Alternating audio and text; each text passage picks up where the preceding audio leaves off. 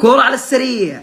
رسميا نادي اتلتيكو مدريد الاسباني يعلن تعاقد مع المهاجم الهولندي ممفيس ديباي. ونادي ارسنال يعلن تعاقد مع الجناح البلجيكي تروسارد. وارسنال يعلن تعاقده مع المدافع جاكوب كيويور. وتشيلسي يعلن تعاقد مع اللاعب الانجليزي نوني مادويكي. ونادي بايرن ميونخ يعلن تعاقده مع الحارس السويسري يان سومر. ونادي النصر السعودي يعلن تعاقده مع الحارس الارجنتيني اوغوستين روسي. ونادي الاهلي السعودي يعلن تعاقده مع اللاعب السعودي سمحان النابت.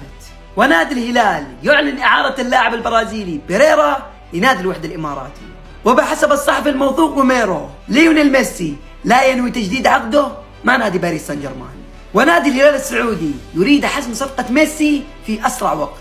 وعودة ميسي الى نادي برشلونة امر صعب الا اذا تخلى ميسي عن نصف راتبه، فهذا قد يسهل عودة ميسي الى نادي برشلونة.